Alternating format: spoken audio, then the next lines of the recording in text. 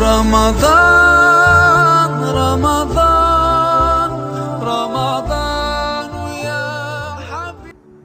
الحمدللہ رب العالمین، الصلاۃ والسلام علی رسولہ کریم نبینا محمد وعلی آلہ واصحابہ اجمعین ومن تبعہم بإحسان الی یوم الدین۔ رمضان المبارک میں جن دو چیزوں سے روزہ ٹوٹ جاتا ہے، اس میں سے ایک کہ فجر سے مغرب تک اس کے بیچ میں جان بوجھ کر کچھ کھا پی لینا، اور دوسرا شہوانی خواہشوں کا پورا کرنا۔ اب میاں بیوی کا رشتہ شرعی اعتبار سے انتہائی معتبر، انتہائی پاک اور خوبصورت رشتہ ہے۔ شریعت اسلام نے میاں بیوی کے درمیان کے تمام ازواجی تعلقات کے طریقے سکھا دیے۔ ہمارے مشرقی معاشرے میں جہاں کئی پہلوؤں پہ خاموشی اختیار کی جاتی ہے، وہاں میاں بیوی کے آپس کے جنسی تعلقات، ان کی حدود اور ان کے کفارے کے بارے میں مسائل جن کے ہر مسلمان مرد اور عورت دونوں کو پتہ ہونا چاہیے، وہ ان سے ناآشنا رہتے ہیں۔ رمضان المبارک میں میاں بیوی کے آپس کے تعلقات، ان کی حدود اور ان کے کفارے کے بارے میں جو مسائل ہیں، میں ان کو 3 حصے میں سمجھانے کی میں کوشش کروں گا۔ آپ خود بھی سیکھیں، اپنے گھر والوں کو بھی سکھائیں، باپ اپنے بیٹوں کو سکھائیں، ماں اپنی بیٹیوں کو سکھائیں۔ میاں بیوی آپس میں ان تمام مسائل کے بارے میں خود ذکر کریں، ان کا تذکرہ کریں اور ان کا خیال رکھیں۔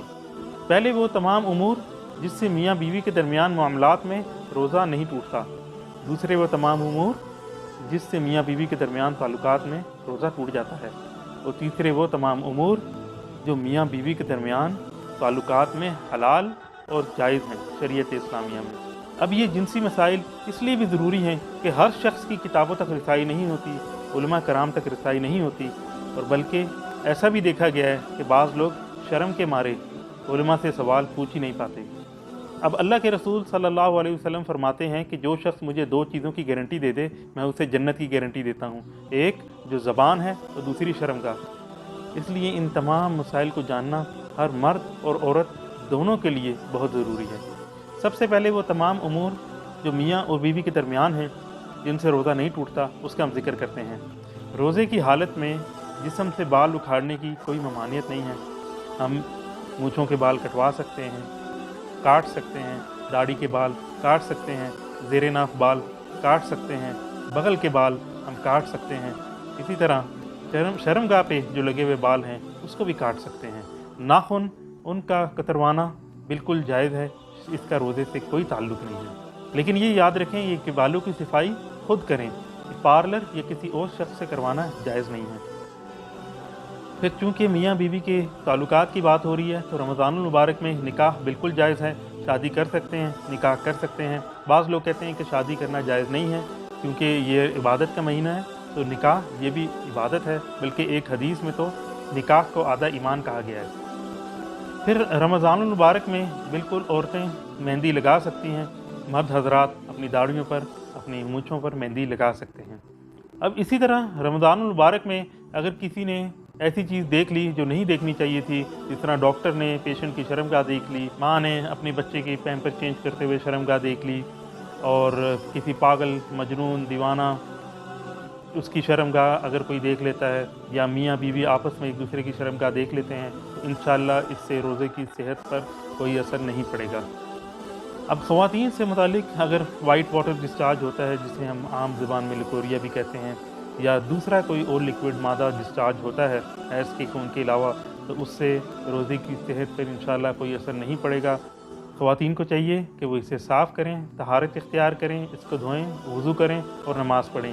یہ اگر بار بار ڈسچارج ہوتا ہے تو آپ بار بار اس کو دھوئیں اور اس کو صاف کر کے آپ وضو کریں اور نماز پڑھیں۔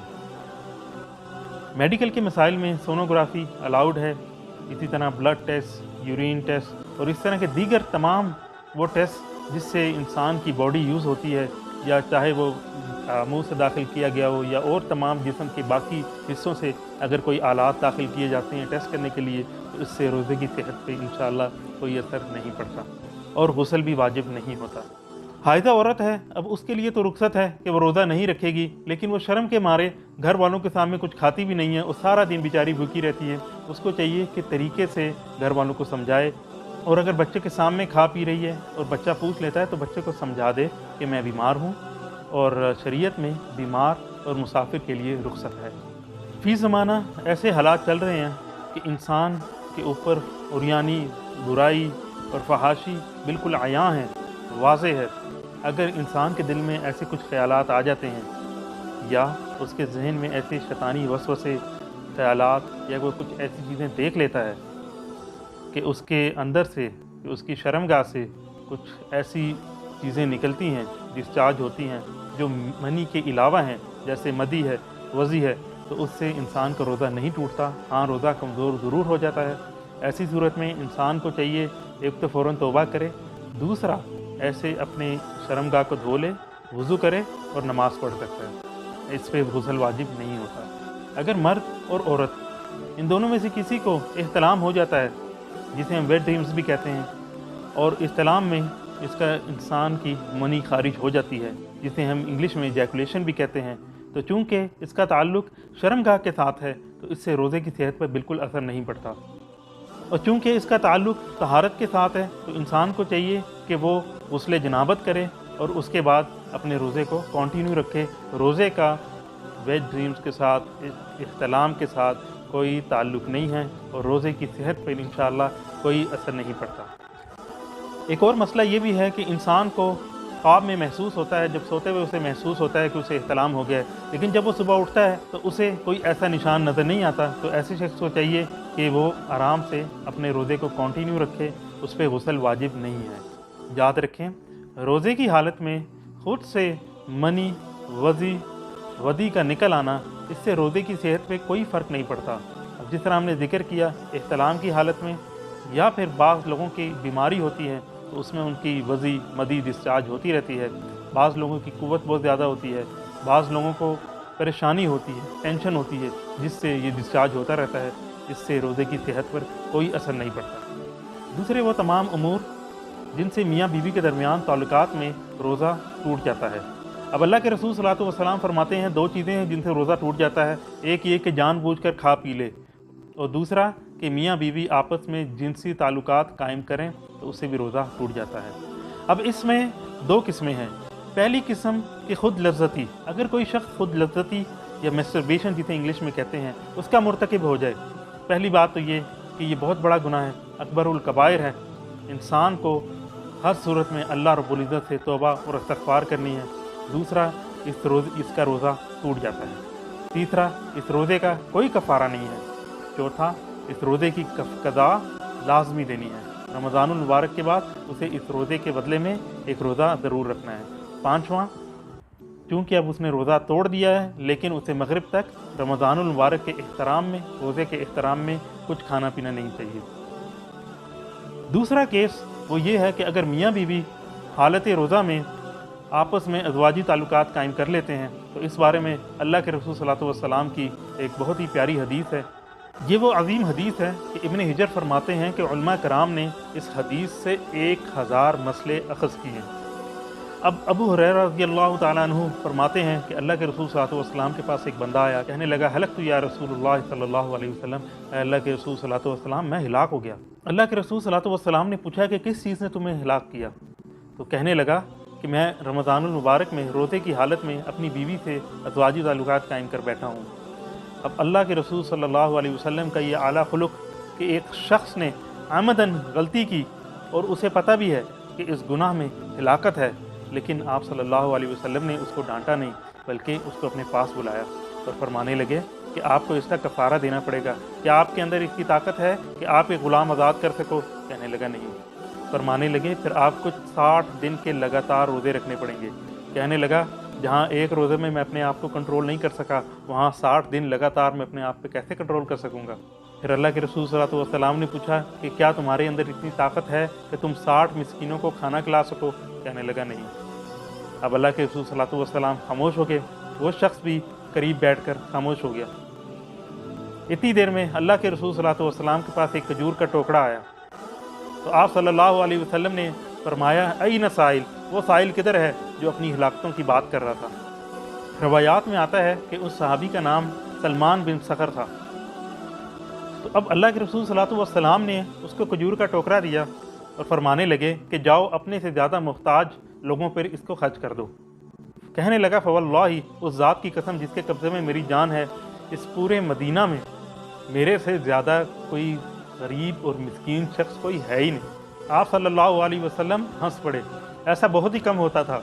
अक्सर अल्लाह के रसूल सल्लल्लाहु अलैहि वसल्लम मुस्कुरा दिया करते थे, लेकिन इस शख्स की ये बात सुनकर अल्लाह के रसूल सल्लल्लाहु अलैहि वसल्लम खिलखिला कर हंस दिए। और सहाबा किराम रिज़वानुल्लाहि अलैहिम अजमाइन फरमाते हैं कि हमने आपकी मुबारक दाढ़ें देख ली। आप सल्लल्लाहु अलैहि वसल्लम ने मुस्कुराते हुए उसे फरमाया, जाओ ये खजूर का टुकड़ा जाकर अपने घर वालों को ही खिला दो। इस हदीस से कई मसले अखज़ होते हैं।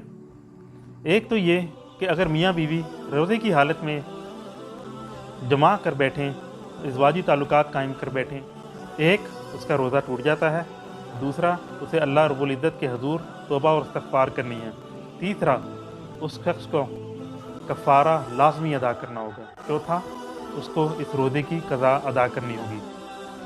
अब कफ़ारे की सूरतें अल्लाह के रसूल सल्लल्लाहु अलैहि वसल्लम ने ये बता दी। या तो सबसे पहले वो ग़ुलाम आज़ाद करे, अगर ग़ुलाम की ताकत नहीं है तो उसे चाहिए कि वो 60 रोज़े लगातार रखे। अगर उसकी भी ताकत नहीं रखता तो उसको चाहिए कि 60 मिस्कीनों को, गरीबों को खाना खिलाए। फिर इससे ये मसला भी निकलता है कि क्या मर्द और औरत दोनों को कफ़ारा अदा करना पड़ेगा। इस हदीस में अगर हम देखें तो अल्लाह के रसूल सल्लल्लाहु अलैहि वसल्लम ने उसकी बीवी के बारे में कोई जिक्र नहीं किया। इसलिए चाहे बीवी रज़ामंद हो या उस पर ज़बरदस्ती की गई हो, बीवी कफ़ारा अदा नहीं करेगी। लेकिन बीवी को रोज़े की क़ज़ा देनी होगी, उसका रोज़ा टूट जाएगा और उसे अल्लाह रब्बुल इज़्ज़त के यहाँ तौबा और इस्तिग़फ़ार भी करनी है। फिर एक मसला और भी है कि अगर एक दिन में एक से ज़्यादा मरतबा अगर मियाँ बीवी आपस में ताल्लुकात कायम कर बैठें तो उनको कफ़ारा एक ही दफ़ा देना होगा। ऐसा नहीं है कि ये ताल्लुकात पूरे रमज़ानुल मुबारक में आप कायम करें और उसके बाद कफ़ारा एक ही दफ़ा दें। एक दिन में जितने मर्ज़ी ताल्लुकात कायम कर लें, कफ़ारा एक ही दफ़ा देना है। इसी तरह बाज़ हज़रात ये भी कहते हैं कि उन्हें मसले का इल्म नहीं था, तो अगर आप मुसलमान हैं, आप पे रोज़े फ़र्ज़ हैं, तो चाहे मसले का पता था या नहीं था, कफ़ारा उस पर वाजिब हो जाता है और उसको रोज़े की क़ज़ा लाज़मी देनी है। फिर बाज़ लोग ये भी पूछते हैं कि मनी का डिस्चार्ज तो नहीं हुआ, तो फिर इससे हमारा रोज़ा तो नहीं टूटेगा। नहीं, अगर मियाँ बीवी की आपस में शर्मगाही मिल जाती हैं तो रोज़ा टूट जाएगा और कफ़ारा वाजिब हो जाएगा और उनको रोज़ों की क़ज़ा देनी होगी। हाँ, बाज़ हज़रात ये भी पूछते हैं कि क़ज़ा रोज़े में अगर ताल्लुकात कायम कर लिए जाएँ, तो अगर क़ज़ा रोज़े में ताल्लुकात कायम कर लें तो उस पर कोई कफ़ारा नहीं है, उनको चाहिए कि अगले दिन एक और रोज़ा रख लें। अब चूँकि सफ़र में रुख़्सत है, तो अगर कोई सफ़र में जाते हुए अगर मियाँ बीवी आपस में ताल्लुकात कायम कर बैठते हैं तो ऐसी सूरत में इन पर कोई कफ़ारा वाजिब नहीं होगा, क्योंकि सफ़र में रोज़े की छूट है, रुख़्सत है। लेकिन ऐसा ना हो कि मियाँ बीवी अगर इनकी आपस में नई नई शादी हुई है, वो सफ़र ही इसलिए करें कि आगे जाके आपस में ताल्लुकात कायम कर सकें। तो अगर ऐसे काम कर लिया तो उन पर गुनाह भी होगा, उनको कफ़ारा भी अदा करना होगा और ऐसे रोज़े की क़ज़ा भी देनी। ये वो तमाम अमूर थे जिससे मियाँ बीवी के दरमियान ताल्लुकात में रोज़ा टूट जाता है। अब बाकी वो तमाम अमूर जो मियाँ बीवी के दरमियान आपस में हलाल हैं, जायज़ हैं। मियाँ बीवी साथ रह सकते हैं, रोज़े की हालत में साथ सो सकते हैं, एक दूसरे को छू सकते हैं, एक दूसरे के बॉडी पार्ट्स, प्राइवेट पार्ट्स को टच कर सकते हैं। लेकिन कंडीशन ये है कि किसी भी हालत में इनकी मनी डिस्चार्ज नहीं होनी चाहिए। अगर मनी डिस्चार्ज हो गई तो रोज़ा टूट जाएगा। सैयदा आयशा रज़ियल्लाहु ताला अन्हुमा फरमाती हैं कि अल्लाह के रसूल सल्लल्लाहु अलैहि वसल्लम रोज़े की हालत में अपनी बीवी को बोसा देते थे और उनके साथ बगलगीर हो जाया करते थे। लेकिन अल्लाह के रसूल सल्लल्लाहु अलैहि वसल्लम तुम सबसे ज़्यादा अपने नफ्स पे बेहतरीन कंट्रोल करने वाले थे। इस हदीस से ये पता चलता है कि मियाँ बीवी आपस में बोसो किनार कर सकते हैं, एक दूसरे से बगलगीर हो सकते हैं, एक दूसरे को छू सकते हैं, लेकिन इनको अपने नफ्स पे इंतहाई कंट्रोल करना होगा। शेख उस्माइन फरमाते हैं कि हर इंसान का कंट्रोल हर दूसरे शख्स से मुख्तलिफ होता है, इसलिए वो शख्स जो अपने ऊपर कंट्रोल ना कर सकता हो उसे ऐसे तमाम मामलात से बिल्कुल दूर रहना चाहिए। इसी तरह एक मसला ये भी है कि अगर कोई शख्स अपनी बीवी के साथ लेटा हुआ है, सो रहा है, कुछ तवई कर रहा है और उसकी मनी का इंजाल हो जाता है, तो ऐसे शख्स पे रोज़े की क़ज़ा वाजिब है। ऐसे शख्स को सख्त तौबा व ताइब करना चाहिए, लेकिन ऐसे शख्स पर कोई कफ़ारा नहीं है। लेकिन ऐसे शख्स को याद रखना चाहिए कि ये रोज़ा फ़र्ज़ इबादत है और इसके टूटने पर इंतहाई सख्त गुनाह है। अब एक और मसला ये भी है कि अगर इंसान का इहतलाम हो जाता है या میاں بیوی رات کو آپس میں تعلقات قائم کرتے ہیں اور جب وہ صبح اٹھتے ہیں تو سحری کا وقت ہو جاتا ہے، تو سیدہ عائشہ رضی اللہ تعالیٰ عنہما فرماتی ہیں کہ اللہ کے رسول صلی اللہ علیہ وسلم جب صبح سحری کے وقت اٹھتے تو آپ جنابت کی حالت میں ہوتے، آپ سحری کرتے اور اس کے بعد آپ غسل فرماتے اور نماز کے لیے نکل جاتے۔ حائضہ عورت، اس کے لیے بھی سیم کنڈیشن ہے کہ اگر وہ صبح اٹھتی ہے تو اس کے لیے نہانا فرض نہیں ہے، بلکہ اسے چاہیے کہ وہ سحری بنائے، تمام گھر والوں کو سحری کھلائے، اور اس کے بعد اگر وہ پاک ہونا چاہتی ہے تو وہ غسل کرے اور پاک ہو کر نماز پڑھے۔ اسی طرح بعض حضرات پوچھتے ہیں کہ وہ اپنی بیویوں کے ساتھ کچھ ایسے میسیجز کرتے ہیں جس سے شہوانی خیالات برانگیختہ ہو سکتے ہیں، تو ایسے انسان کو چاہیے کہ وہ اگر وہ اپنے اوپر کنٹرول رکھنے والا ہے تو کوئی حرج نہیں ہے، تو بہتر یہ ہے کہ انسان اس کو اوائڈ کرے، کیونکہ خیالات انسان کو ارادے کی طرف لے جاتے ہیں اور ارادہ انسان کو عملی شکل کی طرف لے جاتا ہے، اس لیے انسان کو اس سے بچنا چاہیے۔ بعض حضرات یہ پوچھتے ہیں کہ فحش فلمیں دیکھنا اور اس طرح کی دوسری گندی فلمیں دیکھنا، اس کے بارے میں روزے کی حالت پہ کیا فرق پڑتا ہے؟ تو ایسے حضرات سے گزارش ہے، یہ تمام چیزیں انسان کو برائی کی طرف لے جاتی ہیں، اور حدیث میں تو اللہ کے رسول صلی اللہ علیہ وسلم یہ بھی فرماتے ہیں کہ جو شخص رمضان المبارک میں روزوں میں برائیاں نہ چھوڑے، اللہ رب العزت کو ان کے روزوں کی کوئی پرواہ نہیں ہے۔ ہمارے معاشرے میں چونکہ ان تمام جنسی تعلقات کے بارے میں بات کرنے کو انتہائی معیوب سمجھا جاتا ہے، اس لیے ہمیں چاہیے کہ ہم تمام حضرات، تمام مسلمان اپنے اپنے معاشرے میں، اپنے اپنے حلقے میں ان تمام سنتوں کو، ان تمام مسائل کو اجاگر کریں، ان کے بارے میں ڈسکشنز کریں، علماء حضرات کے ساتھ ڈسکشنز کریں اور ان تمام چیزوں کو کلیئر کریں۔ جب معاشرے میں اللہ کے رسول صلی اللہ علیہ وسلم کے طریقوں کی اویئرنس ہوگی تو لوگ برائیوں کی طرف اور فحش چیزوں کی طرف بہت کم جائیں گے۔ اللہ رب العزت سے دعا ہے کہ وہ ہمیں تمام برائیوں سے بچنے کی توفیق عطا فرمائے اور ہمیں اللہ کے رسول صلی اللہ علیہ وسلم کے بتائے ہوئے طریقوں پر چلنے کی توفیق عطا فرمائے۔ وآخر دعوانا ان الحمد للہ رب العالمین۔